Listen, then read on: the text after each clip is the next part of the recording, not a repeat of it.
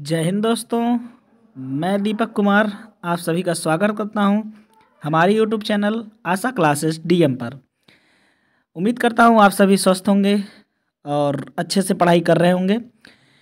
तो आप लोग अभी तक आप लोगों ने पढ़ा था मध्यकालीन भारतीय इतिहास में सैयद वंश तक। आज का जो पार्ट आपको मिल रहा है वो लोदी वंश से है और यह हमारा 14वां वीडियो है।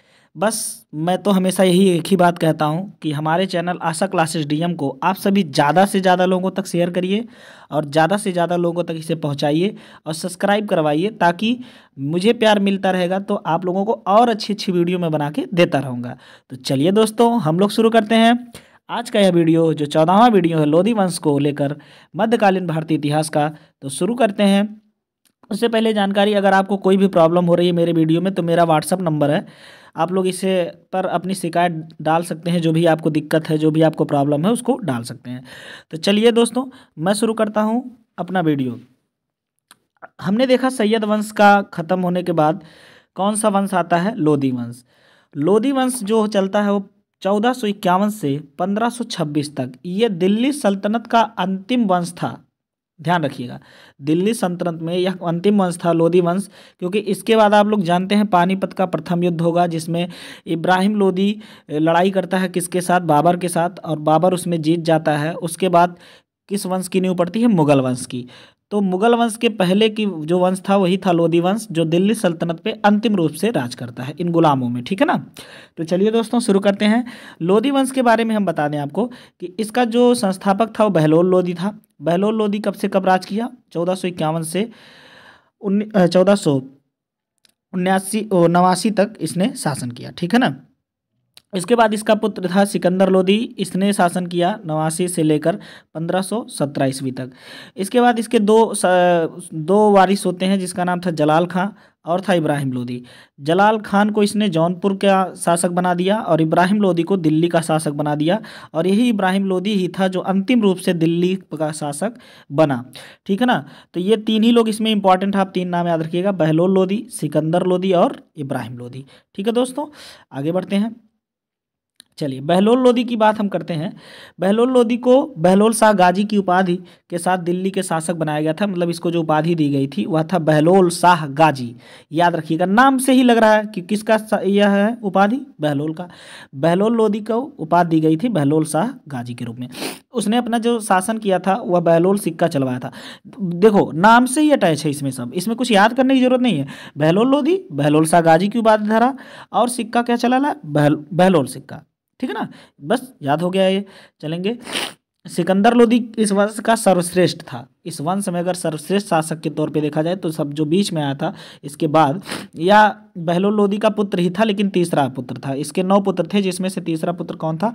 सिकंदर लोदी। और इसका पुराना नाम जो मिलता है, इसका जो पुराना नाम मिलता है वह निजाम खान, और सिकंदर लोदी इसी वंश का श्रेष्ठ शासक था। ठीक है ना? चलिएगा आगे देखते हैं।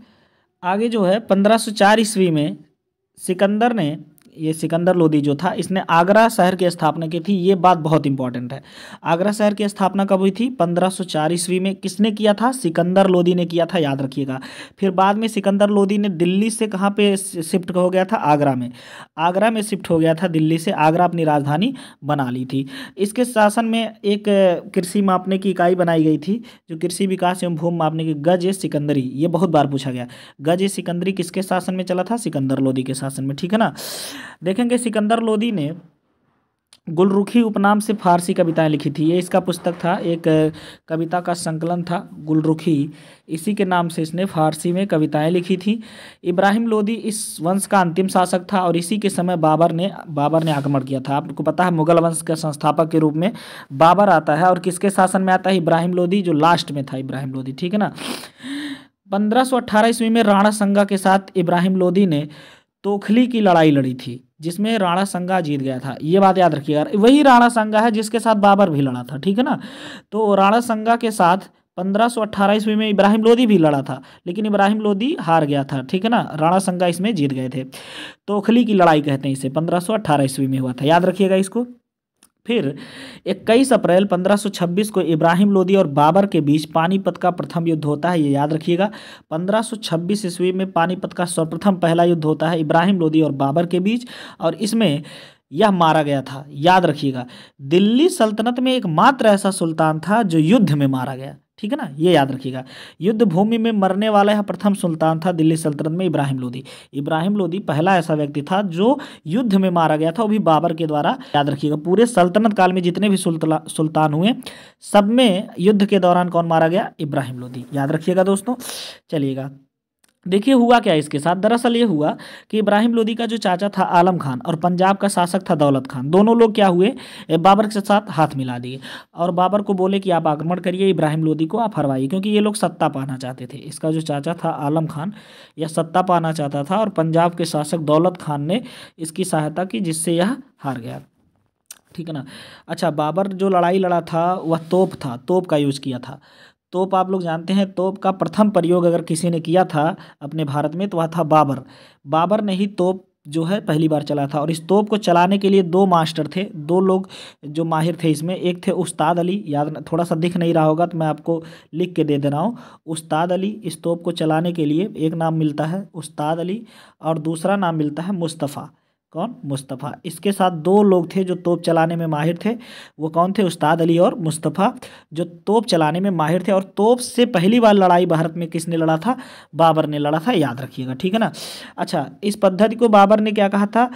तुगलमा पद्धति। इसको क्या कहा गया था? तुगलमा पद्धति, यही जो है कहा गया इस पद्धति को। सल्तनत काल की जगह मुगल वंश की स्थापना हो गई। 1526 ईस्वी में किस वंश की स्थापना भारत में होती है भैया? मुगल वंश की। और किसने किया था? बाबर ने।